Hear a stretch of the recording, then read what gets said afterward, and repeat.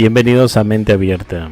Algunas figuras que denominé ojos de dragón por la forma de sus ojos, un poco orientales, si se puede decir: Chile, México, Perú, Ecuador, Mesopotamia, Israel, Pakistán, Turquía, China, Japón, Indonesia, Nueva Zelanda, Egipto, España, Serbia, Siberia.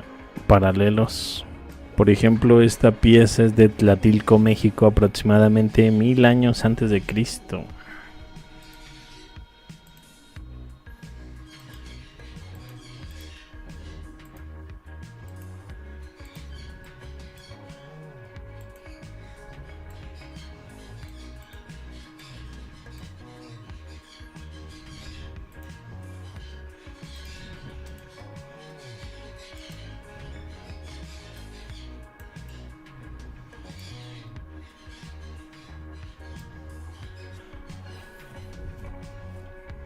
Estas figuras femeninas enmascaradas serán sacerdotes de la cultura vincha, una cultura que floreció desde el 5500 a.C., territorio actual de Bosnia, Serbia, Rumania, Macedonia, Bulgaria, Hungría, Grecia, toda la Tesalia.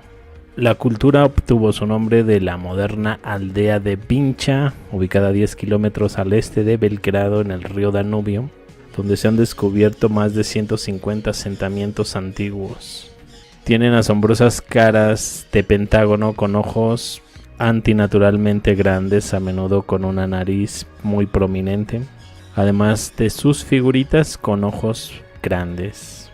La cultura vincha es encontrada más bien famosa por encontrar otros artefactos interesantes, interpretados como copias en miniatura de máscaras rituales.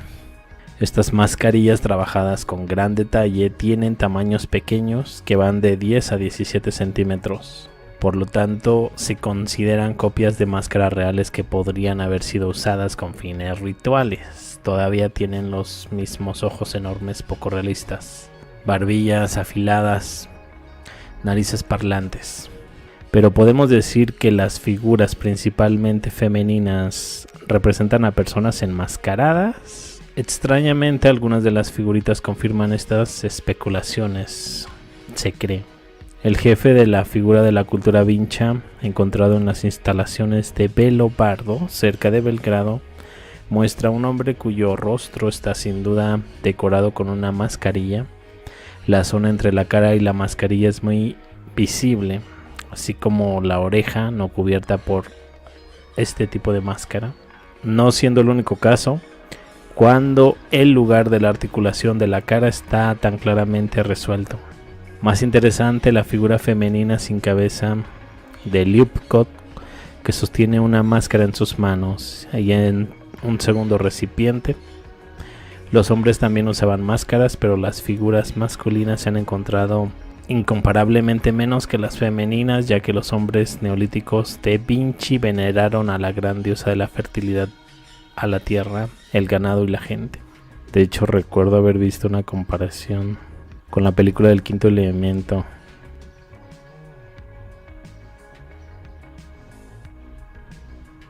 Datada de hace 100.000 años, los antepasados pintaron esto en una pared de una cueva llamada Wangina en Kimberley, Australia. Chequen, de la vez que hablábamos de seres reptiloides, chequen estas dos piezas.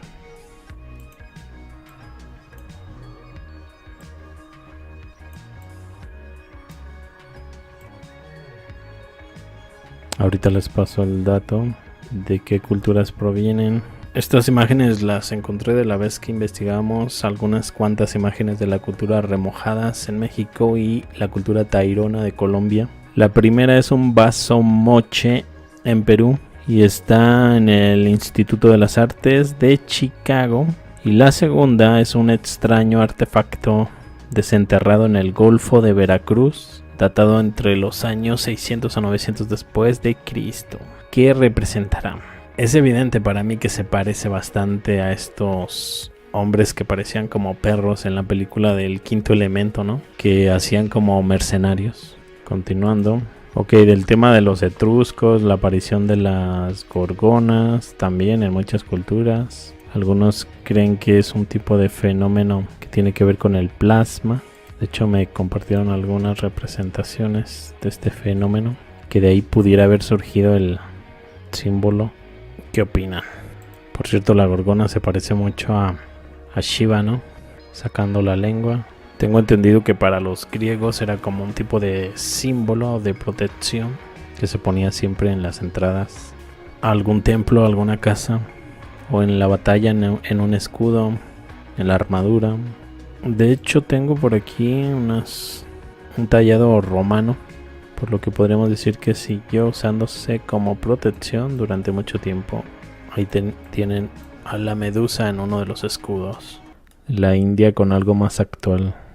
La lengua de Kali y los Rolling Stones. La lengua de los Rolling Stones, la del bajista de Kiss, Gene Simmons, y hasta la del clásico retrato de Einstein, todas aportan a la mitología. El desinformado cree que es tan solo un símbolo de rebeldía, pero la lengua fuera inmortalizada en el logo de los Stones tiene su origen en la diosa Kali hindú, encargada de la destrucción del mal. La imagen de Kali es sin duda una de las más poderosas que se puede encontrar. Se trata de una diosa hindú de la muerte, pero no tanto de la física, sino del ego como visión egocéntrica ilusoria de la realidad. Ella ayuda a superar la idea del yo, soy el cuerpo, mediante la conciencia de que el cuerpo es apenas una condición temporal. Por cierto, qué curioso, ¿no? La diosa Kali también ha sido comparada con Tonantzin.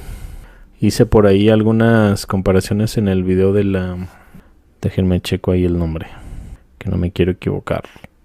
La relación México con la India, de acuerdo con el Mahabharata. Quiero compartirles por ahí el enlace, ¿ok? Para que vean también ese video. Ese video, relación de México con la India de acuerdo al Mahabharata, también está muy interesante. También al final hago unas comparaciones con la diosa Kali.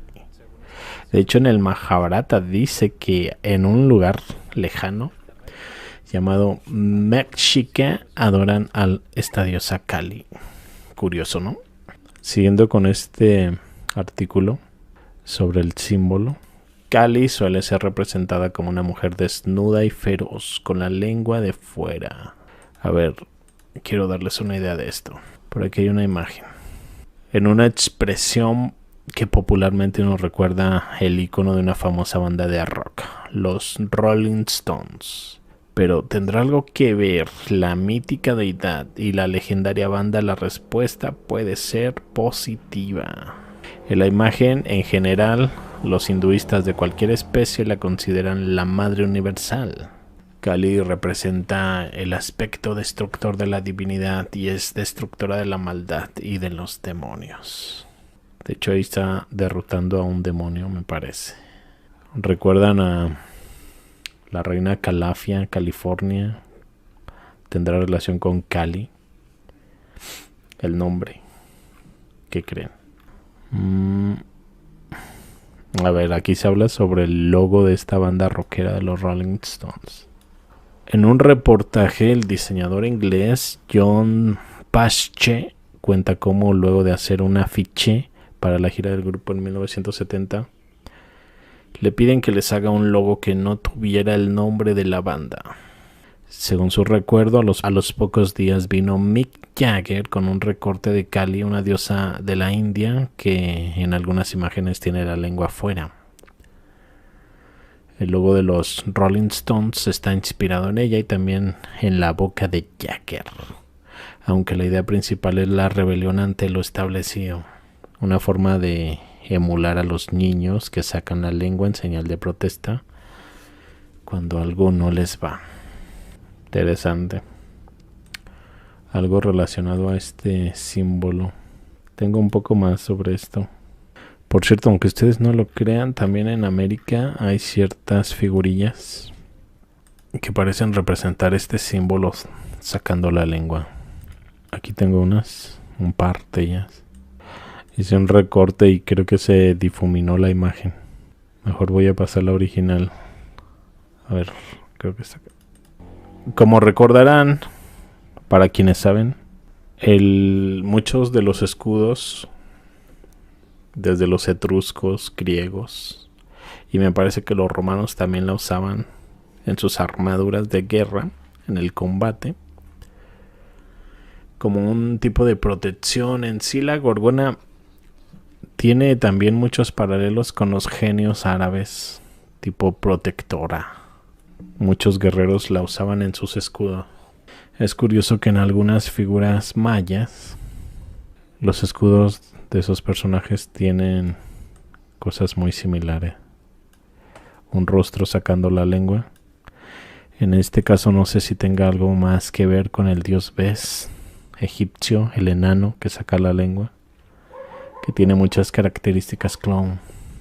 Que de hecho también he presentado algunos paralelos de figuras mayas, creo que aztecas, que parecen representar un tipo de deidad enana sacando la lengua, muy similar al dios Bes. Aquí se ve un poco más clara otras tres figuras. Por cierto, la primera figura, lo que tiene en su pecho se parece mucho a esta figura, no sé si le llaman disco solar egipcio, y también al sumerio, ¿no? Que es como una rueda con dos alas. No sé si saben a qué me refiero. Se parece mucho.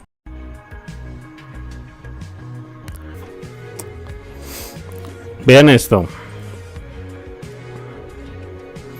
La comparativa.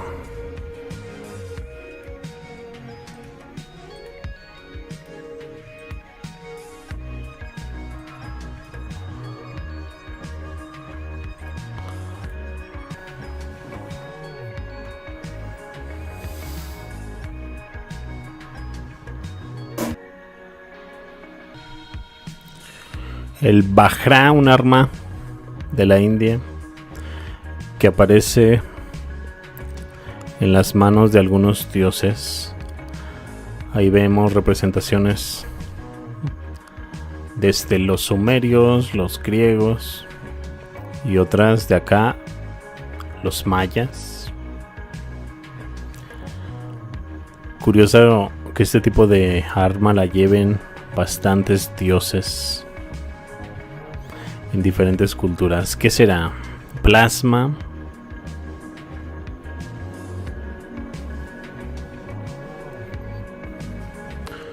Por cierto, hay algunas figuras de Chacmul muy similares con Egipto. Quiero que las vean.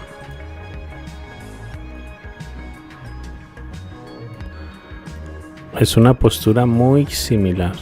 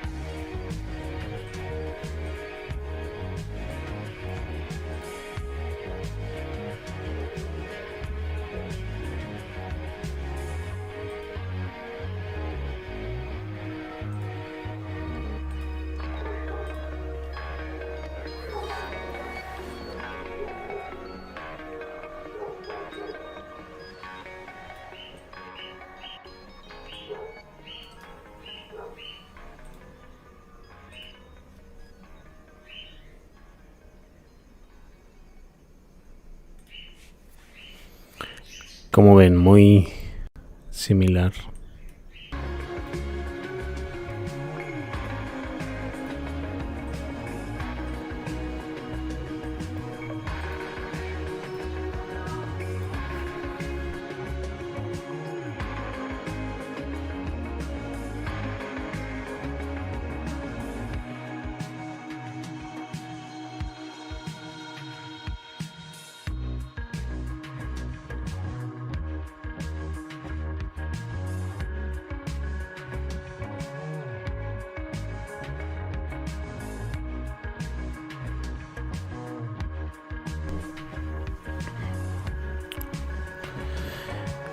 Aquí Chacmul se parece mucho a Tlaloc.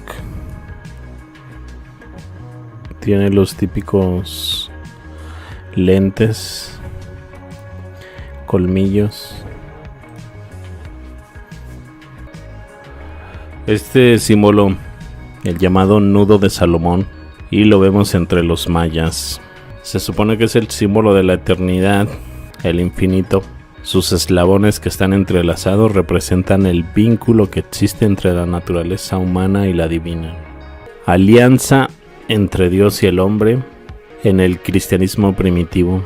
Aparece con frecuencia en los mosaicos de las basílicas romanas como en Aquilea, en Invicino. Los colores azul y rojo indican, según los símbolos asociados respectivamente, el cielo y la tierra, lo divino y lo mundano. Curiosamente, para quienes niegan cualquier posibilidad de algún tipo de contacto precolombino distinto del de los vikingos, el motivo del nudo de Salomón aparece exactamente con el mismo código de colores y forma entrelazada en cerámicas tallas en piedra de culturas en Mesoamérica, como mayas, totonacas.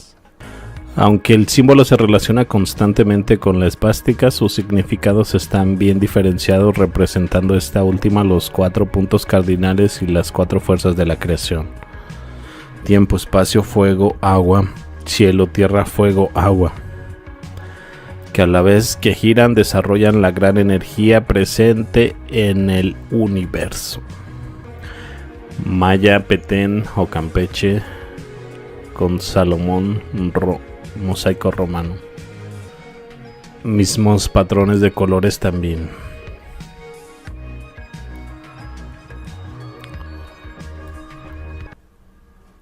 Estos son huacos moche, representando a prisioneros, quizás de Oriente, China quizás. Se oye mucho que los chinos llegaron antes que los españoles. La visita de los chinos a Sudamérica ha quedado registrado en varios niveles, tanto en Perú como en China. ¿Será que estos huacos son evidencia? ¿Es posible en aquellos tiempos navegar desde China? Un investigador, Fernando Trasecnías, cuenta que bajo las indicaciones de la famosa arqueóloga norteamericana Betty Meyers, quien sostuvo su misma teoría, se hizo un barco chino semejante a los que navegaban hace 1500 años, y en este hizo en el viaje unos 50 días. Decía: yo siempre he sostenido que los chinos partían por el norte desde su país. Allí encontraban una corriente que los dirigía hacia las islas Aleutianas, las mismas que forman una suerte de media luna entre la península de Kamchatka y el sudoeste de Alaska. Entonces, como las islas están tan pegaditas unas tras otras, es altamente posible que ellos hayan ido parando a fin de alimentarse, llegando primero a México y luego venían hasta acá. No venían con ánimos de conquista, sino alentados por esa curiosidad de saber qué había más allá. Considero se debe seguir estudiando el tema hasta conseguir evidencias irrefutables. Hay pruebas que son bastante contundentes, más bien. Las similitudes que ha encontrado en la iconografía moche y nazca. Hay una serie de huacos en el Museo Larco que representan a individuos chinos. Son personajes probablemente manchúes. Uno tiene la barba muy larga y otro una suerte de perilla. Manchuria está casi junto con Mongolia, al norte de las Coreas, la tierra de origen de la tribu de Genghis Khan, la dinastía Qin, recuerden el control tártaro sobre China. Uno tiene una barba muy larga y otro una suerte de perilla. También sostiene que da la impresión de que los moches los recibieron amistosamente, pues los representaron en huacos importantes y respetuosos. Dice: he hallado a un mismo manchú, el de la barba larga, representado varias veces. Uno de ellos es un huaco que está en el sector donde están los enfermos, entre comillas, lo que nos dice que pudo haber contraído alguna enfermedad acá. Asimismo, Trasecníes ha identificado a quien podría haber sido uno de los guerreros manchú, que tiene una soga atada al cuello. Seguramente, quizás lo sacrificaron y lo ofrecieron a los dioses. Cree, por otra parte, que el calendario Nazca, que nadie ha sabido explicar nunca qué es, podría ser el dios chino del árbol por ser muy semejantes, y poniendo unas piezas al lado de otras compara, entre otros, un felino de la dinastía Shang que está en Henan, China, con un felino mochica, y la boca de un personaje mítico chino, Lian Shu, jade ritual, con la boca de un personaje mítico del Perú, Cupichnique. Quiricuá, Guatemala, Maya, India, de Bangladesh. Un jarrón maya, Quiricuá, Guatemala, periodo tardío 700-800 después de Cristo, contra India, hombres con barba teñida con henna. ¿Qué es? Musulmanes indios en Mesoamérica. No hay por qué afirmar nada que los mayas fueran musulmanes. Es posible que antiguas rutas marítimas comerciales llevaran a algunos de ellos a Mesoamérica en el periodo clásico maya, el esplendor antes de su decadencia. El Islam llegó a la India en una época muy temprana. Se cree que la primera mezquita india, la mezquita de Cheraman Juma, fue construida en el 629 por Malik Denar, aunque algunos historiadores dicen que la primera mezquita fue en Gujarat entre el 610 y 623.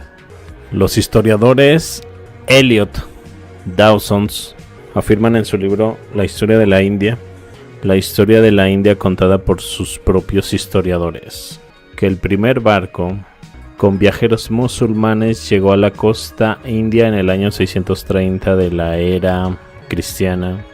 H.G. Rawlinson, en su libro Ancient and Medieval History of the India, afirma que los primeros musulmanes árabes se asentaron en la costa india a finales del siglo VII de nuestra era. El hecho ha sido corroborado por J. Sturrock en su obra Madras District Manuals. Fue con la llegada del Islam cuando los árabes se convirtieron en una fuerza cultural destacada en el mundo. Los mercaderes y comerciantes árabes se convirtieron en los portadores de la nueva religión y la propagaron allá a donde iban. El jarrón de Quirigua, Copán, Yatzilán, ejemplos de ciudades mayas con símbolos arquetípicos indios donde se perciben influencias de la India en sus representaciones artísticas. El vaso efigie del clásico, excavado en Quirigua, Guatemala en 1911. El vaso es un impresionante ejemplo del arte cerámico modelado maya del clásico tardío. Objeto sorprendente para apreciar la diversidad y el refinamiento y la representación visual maya. Pues, ¿qué opinan? Se tiñen la barba de rojo porque el profeta Mahoma era pelirrojo.